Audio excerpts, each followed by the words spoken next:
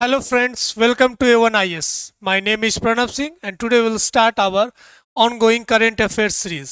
हमने बहुत सारे टॉपिक इंटरनेशनल रिलेशंस में पढ़ा, करंट डेवलपमेंट में पढ़ा, सारे ऑर्गेनाइजेशन देखा, important India's diplomacy, foreign policies, इसमें neighbourhood first policy.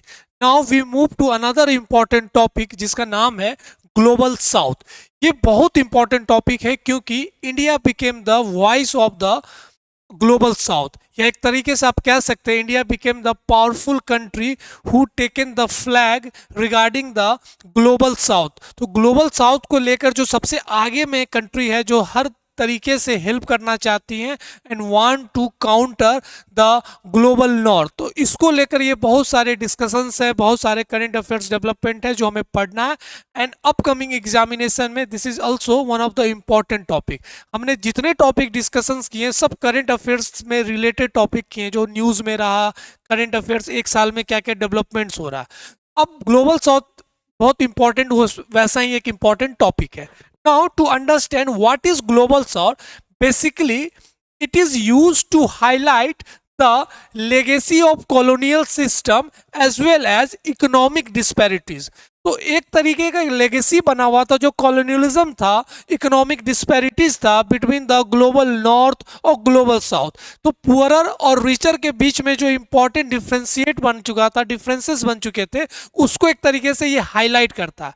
Why this term come very much popular.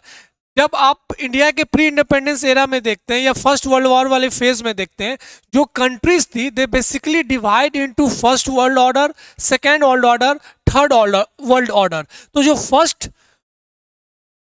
First world order था basically it recognised those countries which having capitalist और industrialist जो कंट्रीज थी उनको फर्स्ट वर्ल्ड ऑर्डर बोला जाता था. जो इंडस्ट्रियलिस्ट सबसे ज्यादा वहां पे ग्रोथ हो, कैपिटलिस्ट, उसको हम बोलते थे फर्स्ट वर्ल्ड ऑर्डर. जो सेकेंड वर्ल्ड ऑर्डर हुआ वो कंट्रीज लाइक यूएसएसआर जहां पे सोशलिस्ट पैटर्न था, socialist pattern. And the next one is the third world order.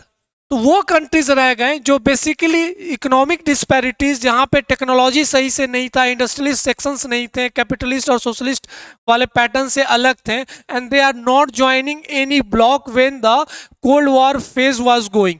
तो जो आपने पढ़ा होगा इंटरनेशनल रिलेशंस में या वर्ल्ड हिस्ट्री में कि दो कंट्रीज थे, they divided into two blocks, जो एक यूएस डोमिनेटेड था और एक यूएसएसआर था, कैपिटलिस्ट एंड सोशलिस्ट. और जो थर्ड कंट्रीज थे जो basically they do not join any blocks, उसमें भारत भी था. तो ऐसे कर कर ये एक नया वर्ल्ड ऑर्डर बना.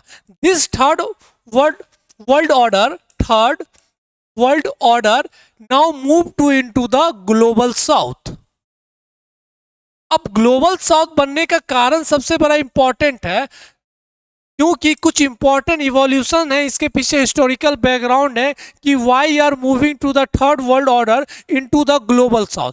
जिसमें सबसे इंपॉर्टेंट है एक नॉन अलाइंड मूवमेंट जो हमने डिस्कस किया, आपने पढ़ा भी होगा. This is also one of the factor where we are talking the global south और थर्ड वर्ल्ड ऑर्डर.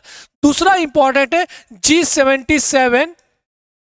ये भी बहुत इंपॉर्टेंट ऑर्गेनाइजेशन है, फॉर्म इन 1967 के आसपास. G77 group of countries. Present में इसमें लगभग 130 कंट्रीज हैं.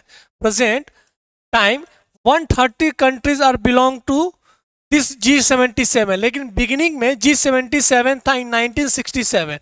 एक इंपॉर्टेंट कॉन्फ्रेंस हुआ था, United nation conference on trade and development, UNCTD. इसको लेकर आया था. जो इकोनॉमिक डिसबैलेंस था, डिस्पैरिटीज था, एक तरीके से इकोनॉमिक डिफरेंसेस बने हुए थे, उसको काउंटर करने के लिए having huge demand regarding this third world order को लेकर ये इंपॉर्टेंट ऑर्गेनाइजेशन बनाएगा. इसको G77 प्लस चाइना भी बोलते हैं. China officially never became the part of G77, लेकिन जो भी टेक्निकल फिनेंशियल सपोर्ट होता है ग्लोबल साउथ को, उसमें चाइना पार्टिसिपेट कर सकती है। तो when we talk about G77 plus China, तो ये सब इंपॉर्टेंट बैकग्राउंड है टू अंडरस्टैंड ग्लोबल साउथ की ग्लोबल साउथ कैसे इनिशिएटिव्स लिया गया, what are the world order, how world order differentiate on the basis of economic disparities. और जब हम ग्लोबल साउथ की बात करते हैं उसमें सबसे इंपॉर्टेंट पॉइंट निकल कर आता है द ब्रांडेड लाइन। आपने लाइन के बारे में जरूर सुना होगा, द विली ब्रांडेड एक इंपॉर्टेंट, इन्होंने एक डिफरेंशिएट किया कि how we differentiate the global north और ग्लोबल साउथ। तो सबसे इंपॉर्टेंट चीज याद रखिएगा, this is the imaginary line. समझाने के लिए उन्होंने बताया कि जो एक तरीके से नॉर्दर्न हेमिस्फीयर और साउदर्न हेमिस्फीयर में जो डिफरेंशिएट है, और this countries all are rich countries, this all are richer countries, जिसको हम ग्लोबल नॉर्थ बोलते हैं, और ये ग्लोबल साउथ हुआ। तो ये नॉर्दर्न हेमिस्फीयर और ये southern hemisphere, except Australia, New Zealand और जो ओसेनिया कंट्रीज हैं, इनको एक तरीके से बाहर रखा गया, comes under the southern hemisphere but they are basically global north. तो ये एक इमेजिनरी लाइन है जो एक डिफरेंशिएट करती है the global north, global south और पुअरर और रिचर के बीच में। तो ये पुअरर एंड रिचर के बीच में डिफरेंशिएट करती है। तो फॉर दैट रीजन इसे आपको समझाएगा। अब ये सारे कंट्रीज को अब देखिए, they all are expertise in technology, यहाँ पे इंडस्ट्रियलिस्ट है, they basically the capitalist bloc. उसके बाद आप देखिएगा तो यहाँ पे इकोनॉमिक स्टेबिलिटी है, पॉलिटिकल स्टेबिलिटी है, क्लाइमेट को लेकर ही कैन फाइट। तो this all are the important, they have much influence on the international organization like UNO और वर्ल्ड बैंक, IMF। तो they dominated in the geopolitics. और बेसिकली ये पॉइंट आउट इन्होंने कर दिया कि ठीक है, बाकी जो भी कंट्रीज है उनको साइडलाइन कर दिया गया। तो फॉर दैट रीजन एक इंपॉर्टेंट कंसेप्ट निकल कर आया कि we have to come together and fight the important जो एक प्रायोरिटीज है, जो इंपॉर्टेंट चैलेंजेस, उसको हमको फाइट करना होगा। And the neglect by the powerful और ग्लोबल कंट्रीज जो बेसिकली नॉर्दर्न हेमिस्फीयर पे लोकेट करती है। तो this is the basic concept when we talk about the global north, global south और we can say global south. अब इसमें global south को लेकर हम क्यों डिस्कशन कर रहे हैं?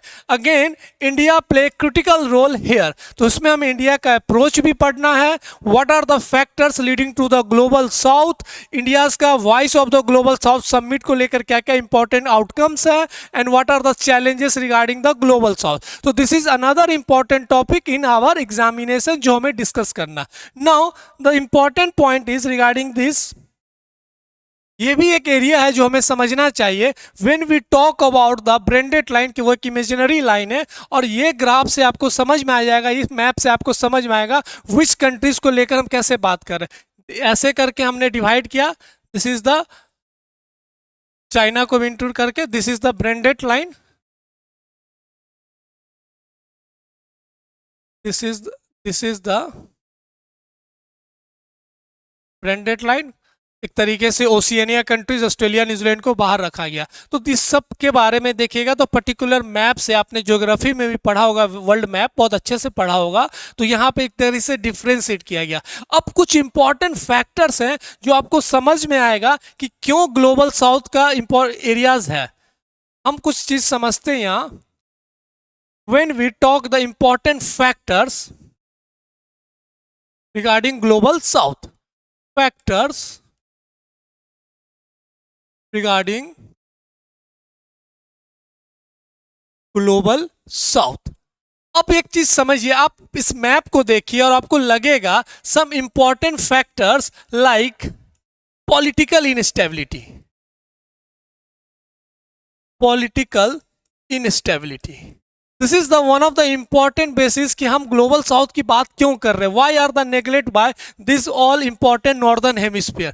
तो इसके लिए हमें समझना होगा कि पॉलिटिकल इंस्टेबिलिटी बहुत कॉमन फैक्टर रहा जिसको लेकर global south countries come together and they discuss regarding their priorities, their challenges, what are the important features and measures taken. तो ये इंपॉर्टेंट चीज है। अब जब ये सब एरिया देखिएगा तो यहाँ पे पॉलिटिकल इंस्टेबिलिटी बहुत कॉमन फैक्टर है, पॉलिटिकल इनस्टेबिलिटी बहुत कॉमन फैक्टर है। जितने अफ्रीकन कंट्रीज है यहाँ पे भी ये दिक्कत है, वेस्ट एशिया में आपको पता पॉलिटिकल इनस्टेबिलिटी है, दे ऑलवेज द बड़ा volatile in nature, this areas में भी हमेशा साउथ चाइना सी को लेकर, तो this is the common factor when we talk about the political instability. Second जो इंपॉर्टेंट पॉइंट है, low income countries, low income group countries.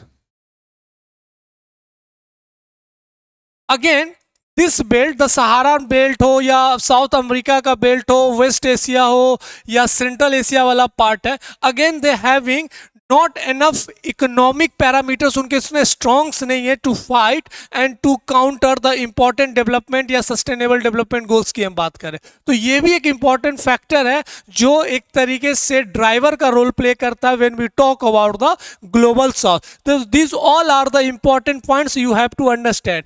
Climate is also one of the important factor. Climate change is also one of the important factor. ये area में देखिएगा climate is very एक तरीके से आप देखिएगा बड़ा टफ क्लाइमेट है, यहाँ पे क्लाइमेट का प्रॉब्लम है, दिस ऑल्सो एरिया। तो कुछ ही कंट्रीज है जहाँ पे हम स्टेबिलिटी की बात करते हैं compare to other global south, लेकिन सारे में एक ही सेम प्रॉब्लम है। तो this is the same problem और challenges regarding the global south. तो this all are the important point when we talk about the economic inequality, economic inequality ये भी एक इंपॉर्टेंट फैक्टर है। दूसरा, less human capacity, technical expertise technology को लेकर नहीं है, टेक्नोलॉजिकल एक्सपर्टाइज लेस है। तो this all are the important factors और drivers when we talk about the global south.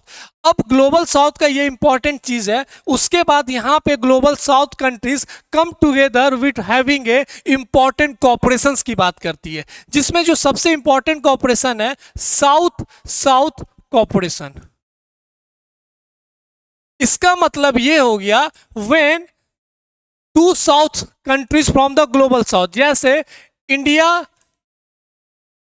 And Bangladesh come together to cooperate each other, या आप बोल सकते हैं कि बांग्लादेश को भारत एक तरीके से हेल्प कर रही है। तो both countries are belong to the global south and particular some strong country like India supporting to other global south countries. तो बांग्लादेश की इकोनॉमी को बूस्ट करने के लिए, टेक्नोलॉजी सपोर्ट करने के लिए, कैपेसिटी बिल्डिंग सपोर्ट करने के लिए, या उसके सस्टेनेबल डेवलपमेंट गोल्स को इन्हांस करने के लिए। तो this all are the important cooperation when we talk about global south. तो इसमें जो सबसे इंपॉर्टेंट है साउथ साउथ। दूसरा कॉपरेशन होता है नॉर्थ साउथ कॉपरेशन। एग्जाम्पल में when USA like one country from the north support to other south countries like Sri Lanka, या आप मान के चलिए म्यांमार, इस टाइप से, तो इसको हमको जो कॉपरेशन बोलते हैं north south cooperation. Third one is the triangular cooperation, triangular cooperation. अब ट्रायंगुलर कॉपरेशन क्या हुआ, मानकर चलिए one countries from the north and two countries from the south. अगर जापान की जो इंपॉर्टेंट बैंक है Japan International Corporation Agency JICA, अगर वो हेल्प करती है कोलंबिया में, या मानकर चलिए कोलंबिया में, और एक जगह हेल्प करती है श्रीलंका के कोलंबो में, तो इस कॉरपोरेशन को बोला जाता है नॉर्थ साउथ कॉरपोरेशन या ट्रायंगुलर कॉरपोरेशन। तो उनका फंड देने का यहाँ पे कुछ जरूरत होगी, यहाँ पे क्लाइमेट को लेकर दिक्कत है, यहाँ पे इकोनॉमिक क्राइसिस को लेकर दिक्कत है, लेकिन एक नॉर्थ दूसरे दो साउथ कंट्रीज को कॉपरेट करते हैं। तो this is known as triangular cooperation. तो ये सब बेसिक्स आइडिया आपको पता होना चाहिए, तभी जब मेंस में क्वेश्चन आएंगे यू कैन इजिली अप्रोच। तो this is the basic knowledge regarding the global south. Now we move to the important topic, India's approach, India's approach to global south। अब इंडिया का जो अप्रोच है उसमें जो सबसे इंपॉर्टेंट चीज है voice of global south summit, voice of global south summit. इसको शॉर्ट फॉर्म में VOGSS कहते हैं। अभी तक ये 3 सबमिट हो चुके हैं। फर्स्ट टू सबमिट इन 2023 जो लास्ट थर्ड सबमिट हुआ है वो 2024 में हुआ है। India always take a leader position. अब voice of global south submit हो और या ग्लोबल साउथ को लेकर भारत बहुत इंपॉर्टेंट चीज बोलती है कि India always point out one important thing about global south. India becoming the voice of global south where he highlighted the crisis कि यहाँ पे क्राइसिस है और India India became the leader regarding global south. और वो एक important phrase use करती है by the prime minister Modi. उन्होंने बहुत इंपॉर्टेंट एक फ्रेज यूज किया था to the global south countries कि your voice is India's voice, your voice is India's voice and your priorities are India's priorities. So this is one of the important statement given by Prime Minister Modi regarding global south where India is the key driver in the voice of global south summit. Your voice is India's voice, your priorities are India's priority. तो इससे मतलब ये लगता है कि India always focus regarding global south, जिसको लेकर India कुछ ना कुछ इंपॉर्टेंट स्टेटमेंट्स लेते हैं, कुछ ना कुछ इंपॉर्टेंट अपने डिप्लोमेसी में ऐसा रोल प्ले करते हैं जिससे लगता है कि इंडिया बहुत इंपॉर्टेंट लीडर है regarding voice of global south. तो यही में कुछ इंपॉर्टेंट आउटकम्स है जो हमें डिस्कस करना है।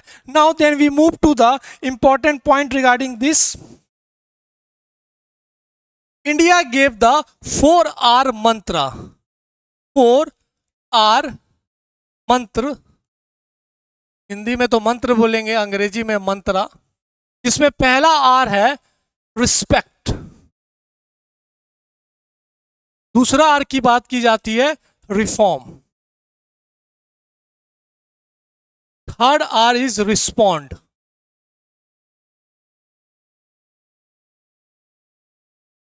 Respect, reform, respond and next R is recognize, recognize.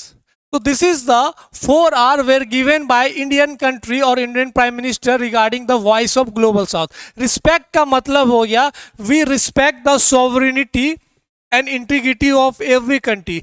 Might अगर ये हम नहीं देखते कि कंट्री कितना पावरफुल है, उसके जोग्राफिकल लोकेशंस कैसे हैं या एरिया साइज को लेकर, we respect the sovereignty and territorial integrity. तो हम रिस्पेक्ट करते हैं every country who are the participants of global south. जब हम रिफॉर्म की बात करते हैं it means reform the international system, जैसे यूएन की बात करते हैं, यूएन परमानेंट सीट की बात की जाती है, यूएन सेक्रेटरी काउंसिल की बात की जाती है, या आईएमएफ के रिफॉर्म्स की बात की जाती है, वर्ल्ड बैंक की बात की जाती है।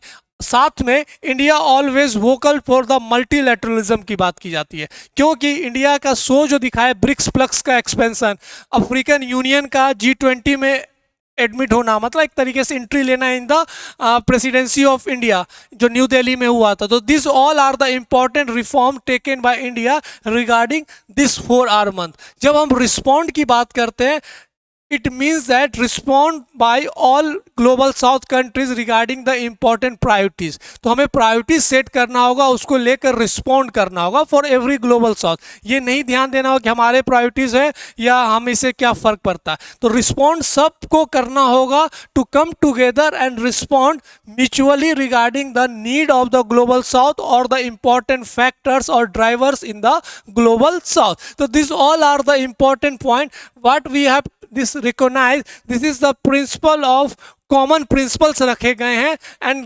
differentiated responsibilities। तो it means that कि अगर मानकर चलिए climate is one of the important factor जिसमें हमें काम करना, तो ये कॉमन लिया गया है कि कॉमन फैक्टर, और इसमें हर कंट्रीज के हिसाब से उनको एक डिफरेंशिएटेड रोल्स दिया गया है। तो this is also about the कि रिकॉग्नाइज करना है principle, common differentiated principle, common differentiated principle। So these all are the important 4R we have to understand regarding the global south। So this is also one of the important topic when we talk about the global south। जब हम submit की बात करते हैं तो मैंने आपको शुरू में ही बताया कि 3 सबमिट हो चुके हैं। फर्स्ट सबमिट इन 2023, दूसरी submit November 2023 and third summit इन 2024। ये दोनों एक तरीके से वर्चुअल हुआ था एंड तीनों समिट में India became the chairmanship India के पास था। तो this is the one of the important significance, India present now is the leader of the global south summit. तो this all are the important point. यहाँ पे India ने बहुत सारे इंपॉर्टेंट आउटकम्स की बात की थी। इन सेकेंड समिट दक्षिण एक्सीलेंस की बात की गई थी कि एक एक्सीलेंस सेंटर होगा जिसका नाम दक्षिण होगा। वहाँ पे 5 Cs की बात की गई थी, कॉमन कैपेसिटी बिल्डिंग्स की बात की गई थी, कॉमर्स की बात कही। तो this all are the important points. Loss and damage fund की बात की गई थी, joining of global biofuel alliance invited by India to all global south countries. तो this all are the important outcomes. आपको बस पॉइंट्स पता होना चाहिए कि यहाँ से ये सब पॉइंट्स क्या क्या निकला। इन थर्ड सबमिट, जो लेटेस्ट सबमिट हुआ, यहाँ पे ग्लोबल डेवलपमेंट फंड या कॉम्पैक्ट की बात की गई है, सस्टेनेबल डेवलपमेंट की बात की गई। तो this all are the important factors where we have to understand कि voice of global south summit में भारत क्या करता। तो this all are the important factor when we have to understand in the global south. तो this all are the points. जब हम इसके important challenges की बात करते हैं, क्या भारत के लिए क्या क्या चैलेंजेस बनकर आएगा इन दिस ग्लोबल साउथ, जिसमें जो सबसे इंपॉर्टेंट पॉइंट है नेगोशिएटिंग विथ ग्लोबल पावर्स। तो this is also one of the important point where we have to understand कि ये इतना इंपॉर्टेंट क्यों है। Negotiating with the global powers, आप समझ रहे हैं, इस पॉइंट से ही डायरेक्टली समझ में आ रहा है कि इंडिया और जितने ग्लोबल साउथ कंट्रीज है, the global north not taking seriously regarding the global south को लेकर। तो हमें नेगोशिएट करना होगा रिफॉर्म को लेकर, रिकॉग्नाइज को लेकर, क्लाइमेट सपोर्ट को लेकर, फिनेंशियल सपोर्ट को लेकर। तो एक तरीके से we have to negotiate from to the global power, जैसे यूएसए हुआ, यूरोपियन ब्लॉक्स हुए। तो ये सब कंट्रीज के साथ हमें नेगोशिएट करना पड़ेगा, जिसमें भारत बहुत इंपॉर्टेंट रोल प्ले कर सकता है। दूसरा, एड्रेसिंग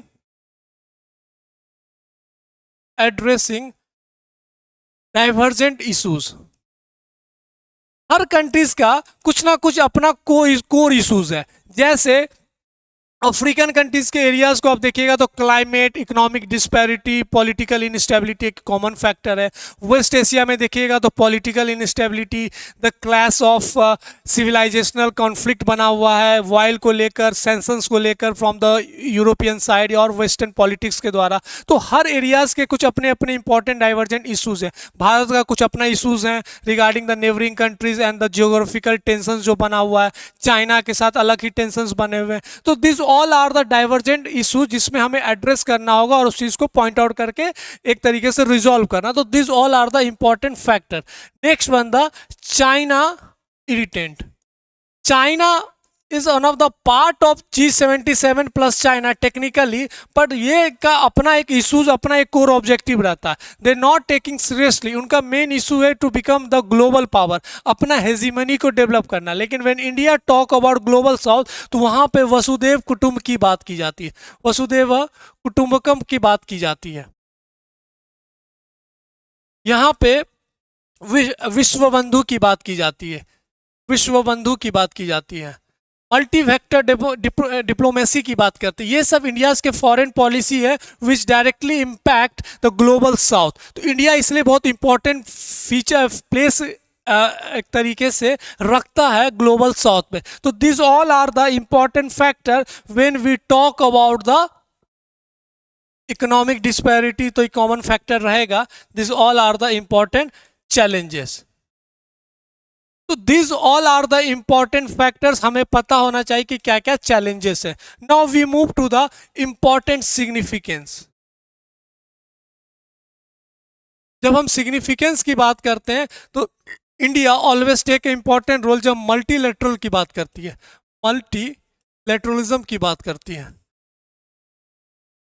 जैसे एग्जांपल में ब्रिक्स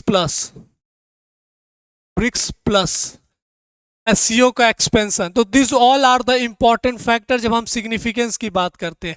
जैसे इंटरनेशनल सोलर अलायंस की इंडिया भारत बात करती है to fight with the climate control. तो this all are the important vaccine diplomacy की बात करती है, वैक्सीन डिप्लोमेसी की बात करती है।